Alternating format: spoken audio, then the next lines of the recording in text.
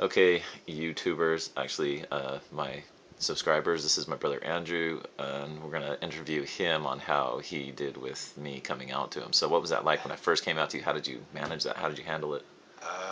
Well, I didn't know what to expect yet, but I mean, when you first came out as bisexual, that was tough, and I think getting through that and opening my mind to that kind of helped out with this whole transition because it wasn't just bam in your face. Hey, this is what it is. So, it eased you into It it? kind of eased me into it, so it was easier. And like I said, the whole opening the mind process.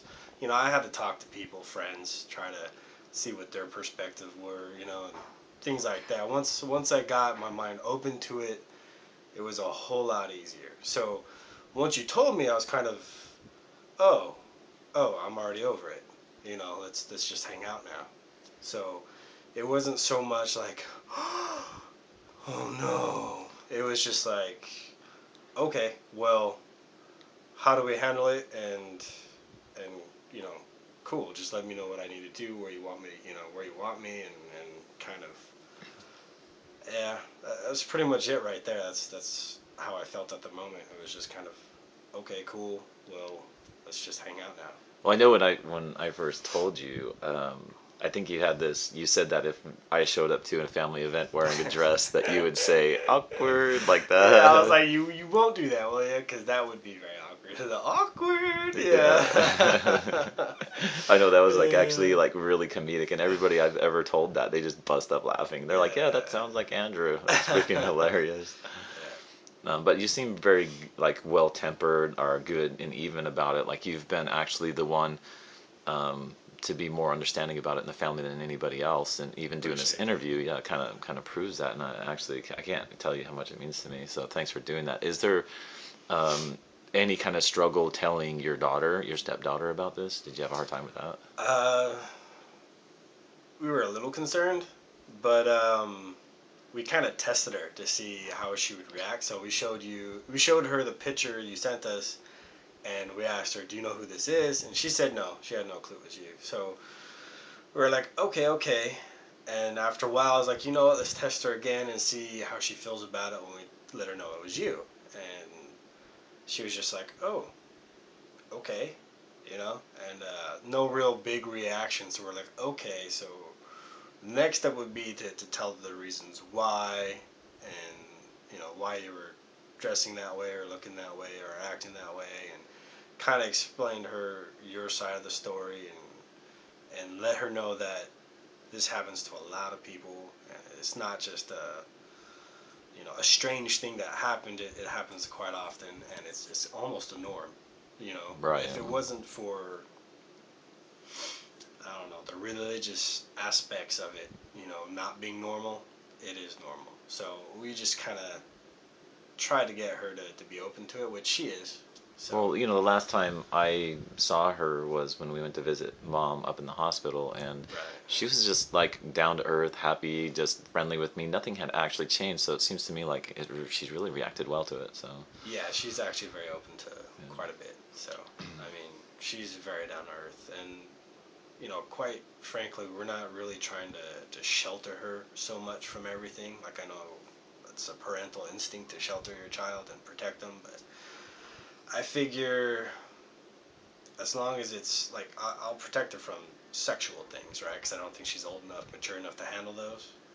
That'll protect her from, but everything else, I mean, she'll watch rated R movies with us and stuff like that. And if she has a question or is a little uncomfortable, we'll help her out with it, explain it to her, stuff She's like old enough that. to So handle all that anyway. yeah, Yeah. she's quite able to handle it. So I figure as long as we approach it the same way and just let her know reasons why and educate her on it, she's quite open and fine with it. So That's awesome. Now, when you were actually saying that, you felt like I kind of distanced myself from you for a while. I know you've mentioned that before, so right, yeah. Actually, it felt like to me a huge distance. It was suddenly I had a brother I'd go surfing with, and then suddenly, well, I mean, when you came out to me the first time, it was, oh, okay, maybe that's why you've been somewhat distant and hiding out.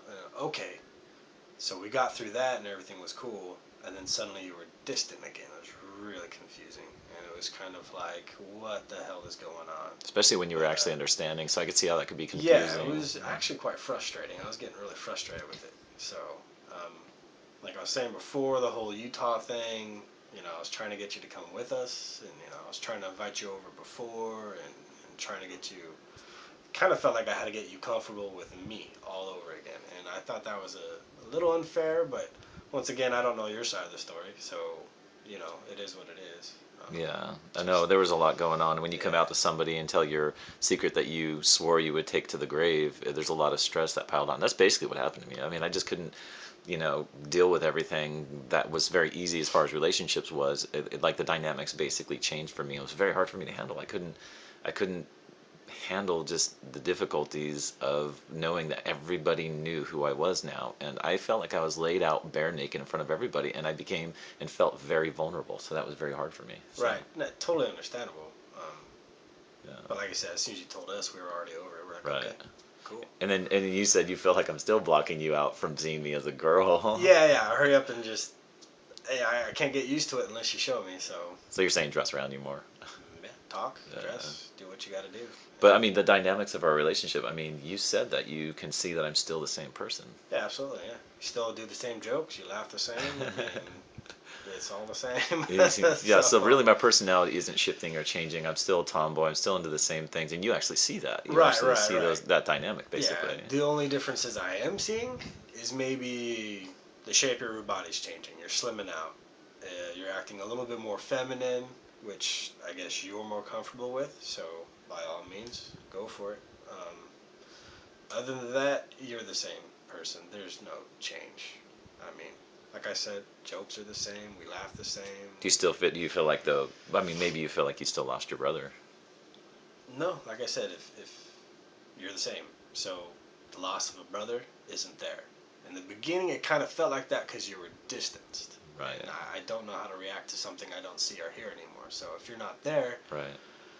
but we've been working together lately, and I'm just as comfortable with you as I was before. So I mean, you feel like my brother still. Well, thanks for actually So taking the time to do this interview. You're pretty awesome. I asked a few of my other brothers, and they got camera fright, and they didn't want to do. But actually, I'm still camera Andrew, shy. Andrew's the one that I feel very comfortable with all the time. I feel like he's the most understanding. Not that any of my other brothers aren't either, but Andrew and I have always had easy flow of conversation, and I always appreciate all of his input and just him in my life. He was the one that actually, in one of my other stories, I said straight out that, well, he called me and said he was ashamed of the family and ashamed that he didn't realize I was spending Thanksgiving alone. And I have to say that really repaired a hole in my heart when I found Yeah, out that that I was wasn't invited to those. yeah, that was pretty messed up. Yeah. Yeah, that was stupid. So, all right. Well, thanks so much for the interview. You're awesome, Andrew. Love you a lot still, and still just for now, I love you. But if you mess up, I won't love you anymore. No, I'm just kidding. All right. Thank you so much for watching my video and interview with my brother Andrew, and we'll talk to you later.